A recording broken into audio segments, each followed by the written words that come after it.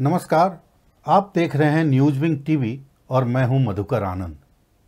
आज हम बात करेंगे देश के घोटालों में बहुचर्चित चारा घोटाले की।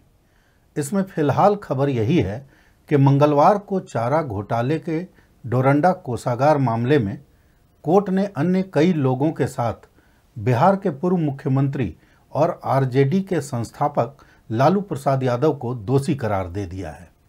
अब लालू को सजा कितनी होगी, इसके लिए 21 फरवरी तक का इंतजार करना होगा। लेकिन ये खबर सिर्फ इतनी ही नहीं है। इस खबर की पृष्ठभूमि में कई दिलचस्प कहानियां हैं। ऐसी कहानियां जिसे मेरी हम उम्र या उससे कुछ पुराने लोग जानते भी हैं, लेकिन नई पीढ़ी के कम ही लोग होंगे जो उन दिलचस्प कहानियों को जानते होंगे। ऐसा हमारा दावा नहीं, अंदाज़ा है। इस नई पीढ़ी को जानना चाहिए कि ये वो घोटाला था जिसने तत्कालीन एकीकृत बिहार झारखंड में सनसनी फैला दी थी। ये वो घोटाला था जिसमें सबसे ज़्यादा पैसों का घपला रांची की डोरंडा ट्रेजेडी से किया गया।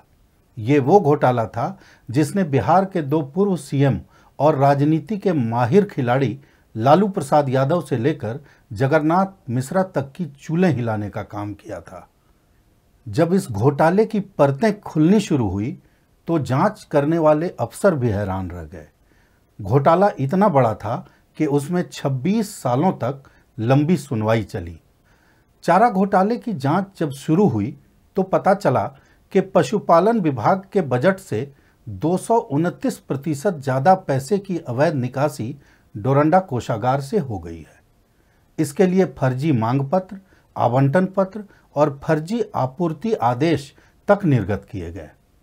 1990 में डोरंडा ट्रेजरी से अधिकतम 50,000 रुपये तक का बिल ही पास करने का प्रावधान था, लेकिन फर्जीवाड़े के इस खेल में घोटालेबाजों ने बिल को 50,000 से थोड़ा कम दिखाकर अलग अलग भागों में बांटकर फर्जी बिल से करोड़ों रुपयों की निकासी कर ली। करीब 950 करोड़ के इस घोटाले में कई कहानियां थोड़ी फिल्मी भी हैं। इस पूरे घोटाले में सांड और बछिया समेत कई पशुओं को स्कूटर से हरियाणा से रांची लाने की बात सामने आई, जबकि सैकड़ों टन पशु अनाज भी स्कूटर और मोपेड से ढो लिए गए। दरअसल घोटालेबाजों की ओर से 400 सांड समेत कई पशुओं को हरियाणा और दिल्ली से रांची लाने का जो बिल डोरंडा ट्रेजरी में दिया गया था, उस बिल की जब जांच की गई तो गाड़ियों का नंबर स्कूटर, मोटरसाइकिल और मोपेड का निकला। राजनीतिक समझदारी की बात करें तो शुरुआती दौर में लालू यादव ने अपने राजनीतिक अहंकार में इस मामले को काफ़ी हल्के में लिया। 1996 में जब चारा घोटाला सुर्खियों में आया तो बिहार विधानसभा में कई सदस्यों ने इसकी जांच का मुद्दा उठाया था। उस वक्त लालू प्रसाद का जवाब था, सीबीआई क्या चीज़ है, हम तो इसका यूएनओ से जांच करा देंगे। फिलहाल इसकी जांच लोक लेखा समिति को करने दें। इतना ही नहीं, 1997 में जब चारा घोटाला के मामले ने तूल पकड़ा और अदालत से वारंट जारी होने के बाद जब लालू प्रसाद को जमानत नहीं मिली तो उन्हें मुख्यमंत्री के पद से इस्तीफा तक देना पड़ा। तब लालू प्रसाद ने आरजेडी के समर्थन से केंद्र में बनी देवगौड़ा सरकार पर भी दबाव बनाने की कोशिश की थी, लेकिन वे इसमें सफल नहीं हो सके और हाईकोर्ट की निगरानी में जांच की गई और जांच के क्रम में एक के बाद एक मामले में लालू यादव दोषी करार दिए जाते गए।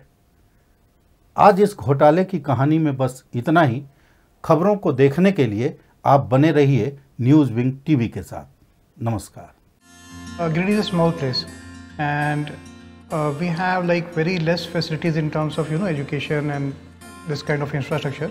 It came to our mind that basically there should be good opportunities for the students of Giridih, those who are leaving the town and going outside for studies, their higher studies and their education.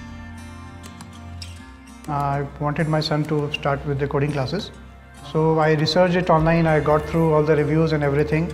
Then I got in touch with the White Hat representatives, and I was very happy with the progress and all how he was doing.